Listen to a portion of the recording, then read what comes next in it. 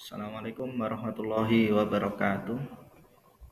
Salam sejahtera untuk kita semua. Salam sejarah Indonesia. Baik saudara-saudaraku, teman-teman, kita hari ini akan membahas tentang zaman kebangkitan dan pergerakan nasional. Ini merupakan salah satu materi yang ada di sejarah Indonesia kelas 11. Baik, langsung kita mulai saja. Jadi zaman kebangkitan dan pergerakan nasional di Indonesia ini menjadi tonggak ya perjuangan dalam sejarah bangsa kita. Karena dengan adanya zaman kebangkitan dan pergerakan nasional ini, ya bangsa kita mulai sadar akan pentingnya kita sebagai bangsa ini hidup dalam keadaan merdeka, terbebas dari penjajahan. Ya, kesadaran atas kemerdekaan, ya kesadaran atas keinginan untuk menjadi bangsa yang merdeka ini kemudian harus diwujudkan dengan upaya ya, yang berupa pergerakan. Nah, pergerakan ini tidak bisa dilakukan oleh satu daerah saja, oleh satu kelompok saja, oleh satu organisasi saja, tapi harus dilakukan secara menyeluruh. Oleh karenanya, pergerakan ini kemudian melahirkan pergerakan nasional. Jadi ruhnya adalah kebangkitan nasional, aplikasinya adalah pergerakan nasional. Cita-cita untuk merdeka harus terwujud bila mana dibarengi dengan ikhtiar, dengan usaha perjuangan melawan kolonialisme Belanda.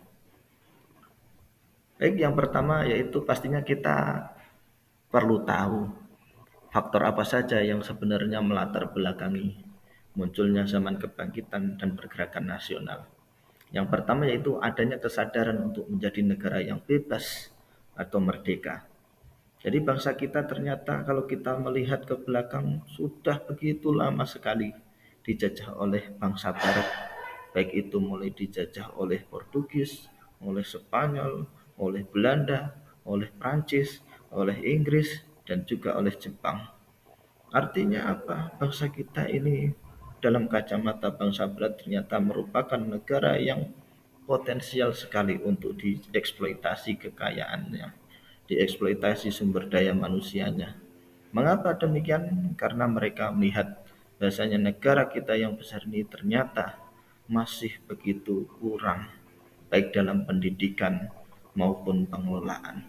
Sehingga melihat potensi ini, akhirnya mereka memanfaatkan.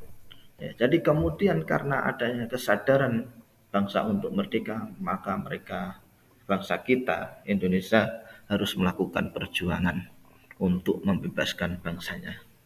Kemudian ada juga adanya hubungan senasib perjuangan. Jadi bangsa Indonesia pada waktu itu yang sama-sama hampir seluruhnya mengalami masa penjajahan. Bahkan tidak ada satupun daerah kecuali hanya sedikit yang terbebas dari penjajahan. Artinya ya hampir seluruh bangsa Indonesia pada waktu itu mengalami kehidupan yang tidak mengenakan.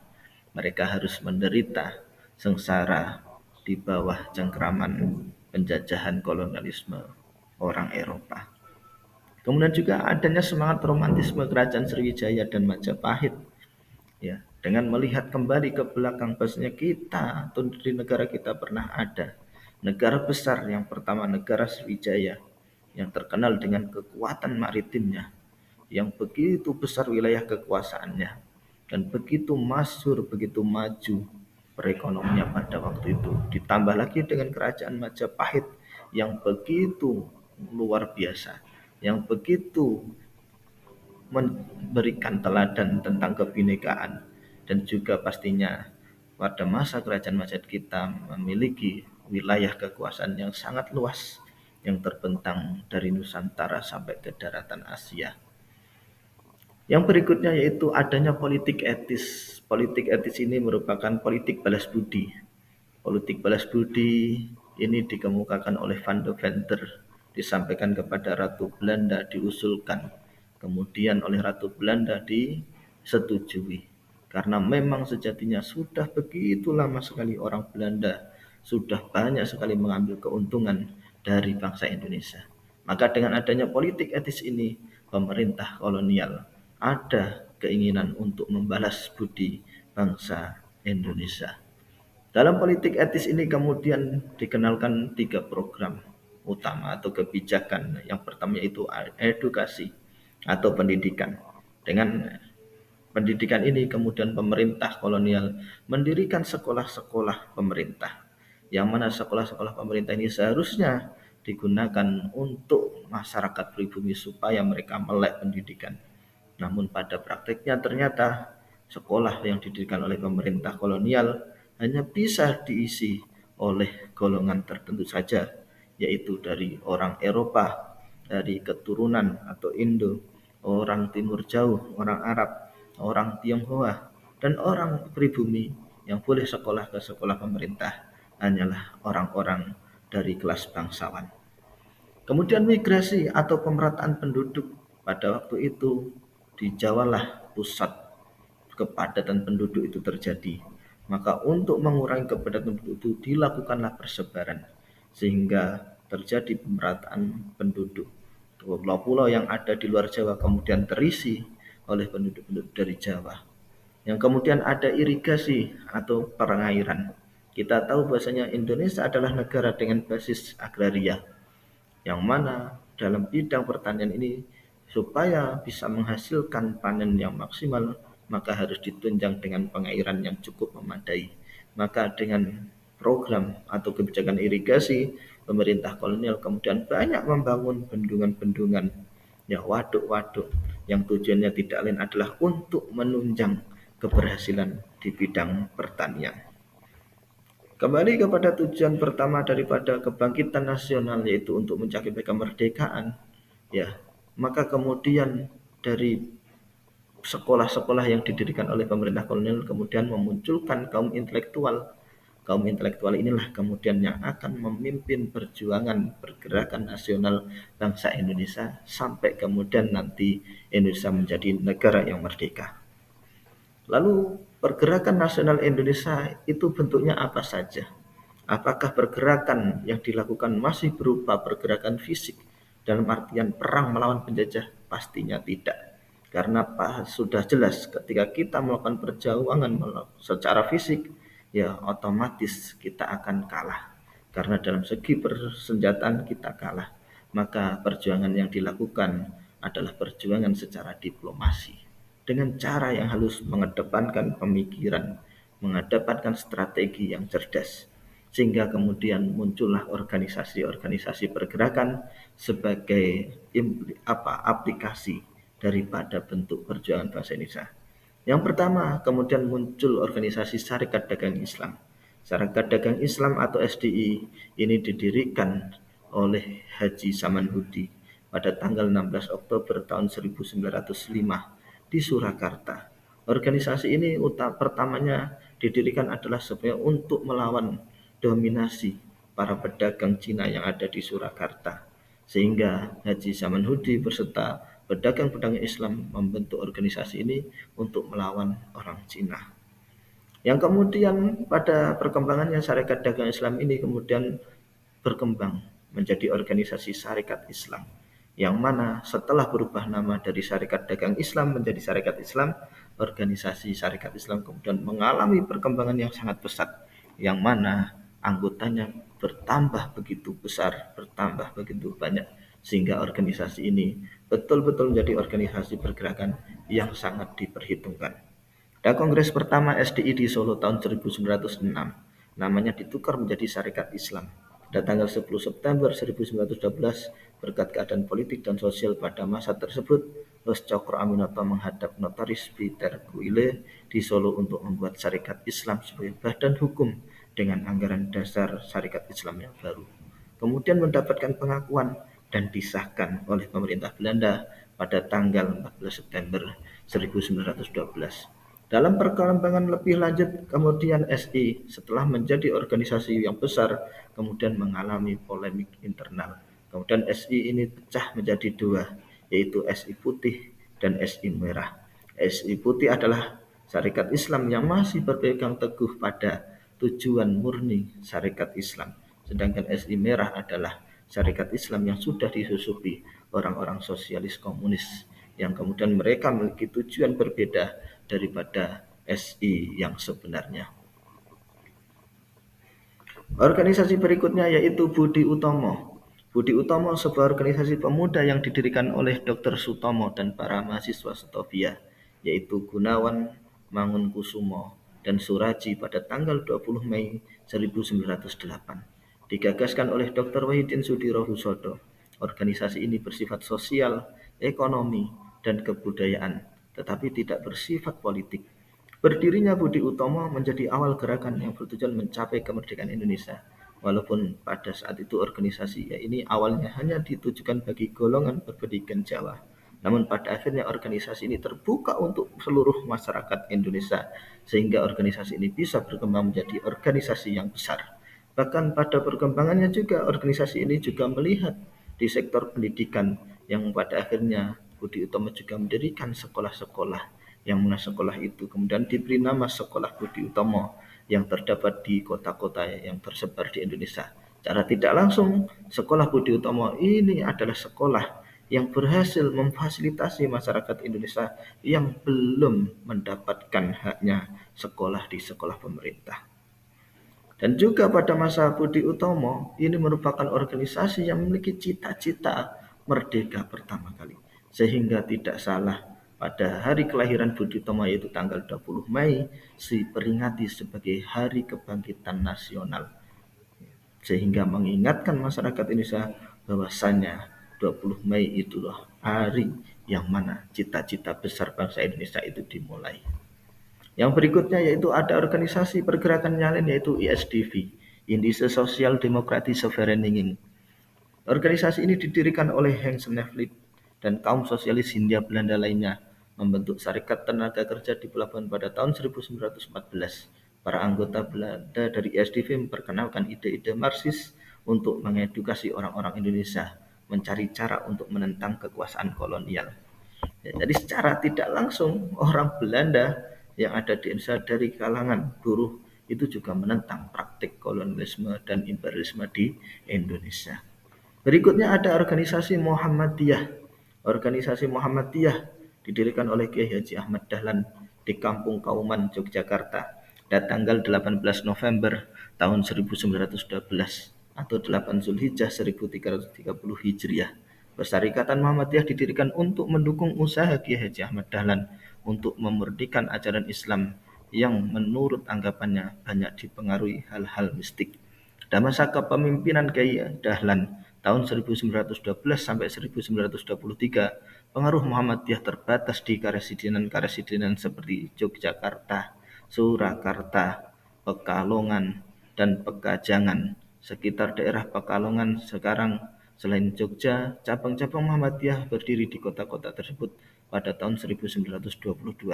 Pada tahun 1925, Kiai Haji Abdul Karim Amrullah membawa Muhammadiyah ke Sumatera Barat dengan membuka cabang di Sungai Batang Agam. Dalam tempo yang relatif singkat, arus gelombang Muhammadiyah telah menyebar ke seluruh Sumatera Barat dan dari daerah inilah kemudian Muhammadiyah bergerak ke seluruh Sumatera, Sulawesi, dan Kalimantan. Pada tahun 1938, Muhammadiyah telah tersebar ke seluruh pelosok Indonesia. Kemudian yang berikutnya yaitu organisasi pergerakan Indische Party. Indische Party atau Partai Hindia adalah partai politik pertama di Hindia Belanda.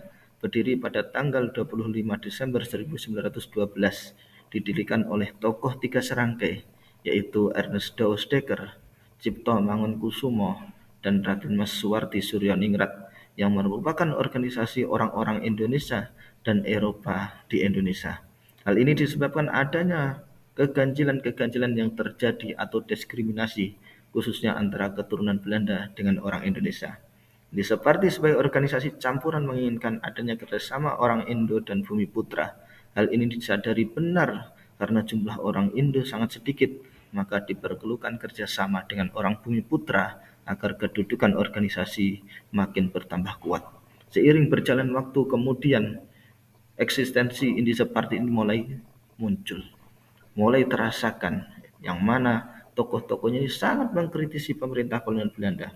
Seperti halnya yang dilakukan oleh Raden Mas Suwarti Suryaningrat yang lebih kita kenal dengan Ki Hajar Dewantara. Beliau melakukan kritis keras terhadap pemerintah kolonial dengan menuliskan sebuah artikel yang judulnya Als ik in Nederlander was, Andaikan saja saya seorang Belanda. Ditulis pada tanggal 13 Juli tahun 1913 di koran atau surat kabar milik daripada organisasi Indonesia Party yang bernama The Express. Inti daripada tulisan artikel tersebut adalah bahwasanya Ki Hajar Dewantara sangat mengkritik keras pemerintah kolonial Belanda yang sewenang-wenang memperlakukan masyarakat Bumi Putra untuk melakukan sumbangan yang memaksa untuk tujuan merayakan 100 tahun kemerdekaan Kerajaan Belanda. Yang berikutnya yaitu adalah Indische Vereniging atau Perhimpunan Indonesia. Indische Vereniging atau Perhimpunan Hindia adalah organisasi pelajar dan mahasiswa Hindia di negeri Belanda yang berdiri pada tahun 1908. Indische Vereniging berdiri atas prakarsa Sultan Kasayangan Saripada dan Raden Mas Noto Suroto, yang tujuan utama ialah mengadakan pesta dansa-dansa dan pidato-pidato. Sejak Cipto Mangunkusumo dan Suharti Suryoningrat atau Ki Hajar Dewantara masuk pada tahun 1913, mulailah mereka memikirkan mengenai masa depan Indonesia. Mereka mulai menyadari betapa pentingnya organisasi tersebut bagi bangsa Indonesia. Semenjak itulah Vereniging ini memasuki kancah politik. Waktu itu pula Vereniging menerbitkan sebuah buletin yang diberi nama Hindia Putra, tetapi isinya sama sekali tidak memuat tulisan-tulisan bernada politik. Ya, kali dalam perkembangannya kemudian utamanya ketika saat Iwa Kusuma Sumantri menjadi ketua pada tahun 1923, Indonesia mulai menyebarkan ide dan kooperasi yang mempunyai arti berjuang demi kemerdekaan tanpa bekerja sama dengan Belanda. Organisasi berikutnya yaitu Nahdlatul Ulama. Nahdlatul Ulama atau Kebangkitan Ulama atau Kebangkitan Cendekiawan Islam disingkat NU adalah sebuah organisasi Islam terbesar di Indonesia. Organisasi ini didirikan oleh Kiai Haji Hasyim Asy'ari pada tanggal 31 Januari 1926 di Surabaya dan bergerak di bidang keagamaan, pendidikan, sosial, budaya, dan ekonomi. Kehadiran Nahdlatul Ulama merupakan salah satu upaya melembagakan wawasan tradisi keagamaan yang dianut jauh sebelumnya, yakni paham Ahlus Sunnah wal Jamaah. Pada tanggal 31 Januari 1926 di Surabaya dan bergerak di bidang keagamaan, pendidikan, sosial, budaya, dan ekonomi, Gerakan NU merupakan salah satu upaya pelembagaan warisan tradisi keagamaan yang dianut jauh sebelumnya. Ya. Pada perkembangannya kemudian NU menjadi organisasi yang besar, yang banyak anggotanya, banyak pengikutnya. Bahkan sampai sekarang, sampai detik ini, organisasi Nahdlatul Ulama merupakan organisasi terbesar di dunia. Dan kita patut bangga karena dua organisasi besar yang ada di Indonesia ini merupakan menjadi organisasi besar yang diakui dunia, yaitu Nahdlatul Ulama dan Muhammadiyah. Yang berikutnya yaitu Partai Nasional Indonesia. Partai Nasional Indonesia atau dikenal juga PNI adalah partai politik tertua di Indonesia. Partai ini didirikan pada 4 Juli tahun 1927 dengan nama Perserikatan Nasional Indonesia. Didirikan di Bandung oleh para tokoh nasional seperti Dr. Cipto Mangunkusumo, Mr. Sartono, Mr. Ishak Cokro Hadi Suryo, dan Mr. Sunaryo. Selain itu, para pelajar yang tergabung dalam Al-Khomeini Studi Club atau ASC yang diketuai oleh Insinyur Soekarno turut pula bergabung dengan partai ini. Pada tahun 1928 berganti nama dari Perserikatan Nasional Indonesia menjadi Partai Nasional Indonesia. PNI dianggap membahayakan Belanda karena menyebarkan ajaran-ajaran pergerakan kemerdekaan sehingga pemerintah Hindia Belanda mengeluarkan perintah penangkapan pada tanggal 24 Desember tahun 1929. Penampakan baru dilakukan pada tanggal 25 Desember 1929 terhadap tokoh-tokoh PNI di Yogyakarta seperti Soekarno, Gatot Mangkupraja, Supriyadinata, dan Maksum Sumadireja. Pengadilan para tokoh yang ditangkap ini dilakukan pada tanggal 18 Agustus 1930. Setelah diadili di pengadilan Belanda, maka para tokoh ini dimasukkan dalam penjara Sukamiskin, Bandung. Ya. Pada perkembangan berikutnya, pada tahun 1934, Insinyur Soekarno ditangkap dan dibuang ke ND Flores. Setelah itu dibebaskan dan pada tahun 1938, Insinyur Soekarno ditangkap kembali dan dibuang ke Bengkulu, Sumatera. Nah, di Bengkulu inilah kemudian Pak Karno menambah cerita dalam biografinya yang mana beliau secara tidak langsung memiliki hubungan egois atau egosentris dengan daerah Bengkulu. Ya, ditambah lagi pada masa di Bengkulu, Pak Karno telah memberikan sumbangsihnya dalam bidang arsitektur, dalam bidang teater. Ya, dalam bidang arsitektur, Pak Karno kemudian berhasil membantu masyarakat Bengkulu, kemudian merehab musola yang kemudian dijadikan masjid. Kemudian masjid tersebut diberi nama Masjid Jami Soekarno. Dan juga ketika di Bengkulu, Pak Karno mendapatkan istri yang bernama Ibu Fatmawati. Sebuah kebanggaan tersendiri bagi masyarakat Bengkulu yang telah memiliki sejarah ya, berkaitan dengan Bapak Insinyur Soekarno sebagai Bapak Presiden pertama Republik Indonesia. Ya, demikian kira-kira materi tentang zaman kebangkitan dan pergerakan nasional. Ya, pada kesimpulannya ingin saya sampaikan bahwasanya ketika bangsa kita memiliki cita-cita untuk merdeka, maka harus didukung dengan upaya-upaya, dengan ikhtiar-ikhtiar, dengan pergerakan-pergerakan, dan pergerakan itu tidaklah singkat.